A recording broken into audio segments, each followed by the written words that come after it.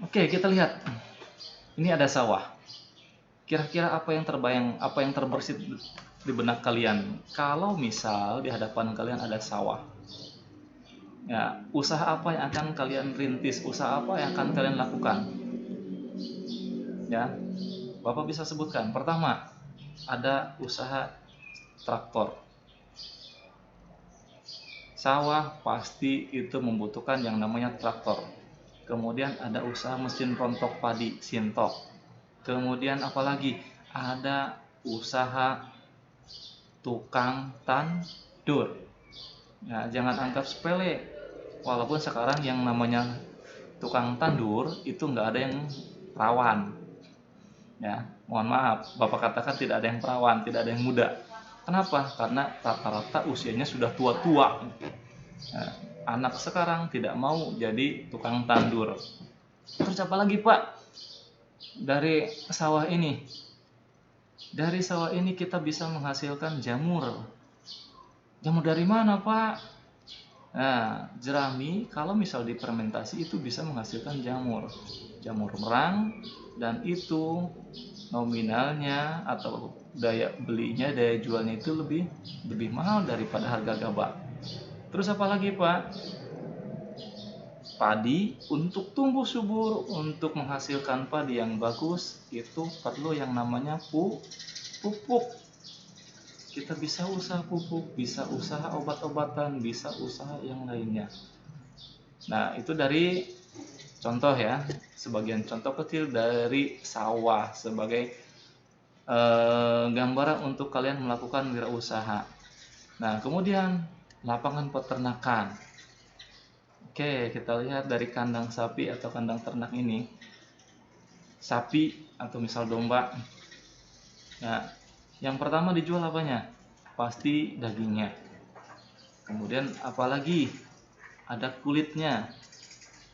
Terus apalagi? Ada kotorannya. Kok Pak kotoran? Karena kotoran juga bisa dipakai untuk pupuk di pertanian. Jadi kotorannya bisa dijual untuk ke pertanian. Termasuk air kencing dari sapi atau domba tersebut bisa sebagai pengganti pestisida. Dilanjut. Oh iya, ada yang tertinggal. Dari usaha peternakan tersebut, kita juga bisa berusaha ternak rumput. Karena baik domba dan lain sebagainya, sapi itu makannya rumput. Lanjut. Nah, lapangan perkebunan. Dari sini kita bisa lihat apa nih? Ingat, bukan hanya kebun teh yang secara luas. Kebun teh rata-rata sudah memiliki perusahaan. Kebun apa tuh, Pak? Ya, contoh misal kebun pisang, kebun singkong, kebun bayam. Dari sini kita bisa menghasilkan teh, kemudian usaha pupuk dan lain sebagainya. Hampir sama dengan pertanian tadi. Nah, yang berikut, lapangan pemberi jasa. Kalian nanti setelah lulus SMA, mungkin saya mau kerja, saya mau kuliah. Toh suatu saat pasti yang namanya kuliah, yang namanya sekolah, ujung-ujungnya bekerja. Ya, ada yang jadi dokter, ada yang jadi perawat, kemudian ada yang kerja misal di pertambangan. Itu semua bisa kalian lakukan, bisa kalian capai. Nah, kemudian lapangan pertambangan dan energi. Ini kebanyakan di perusahaan perminyakan, contoh seperti Pertamina, Nusa dan lain sebagainya.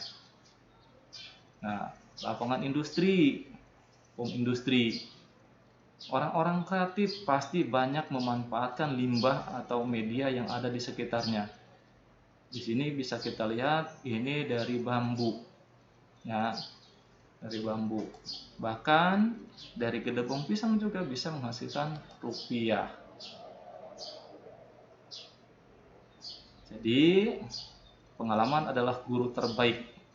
Ya, itu kesimpulannya untuk materi yang Bapak sampaikan hari ini.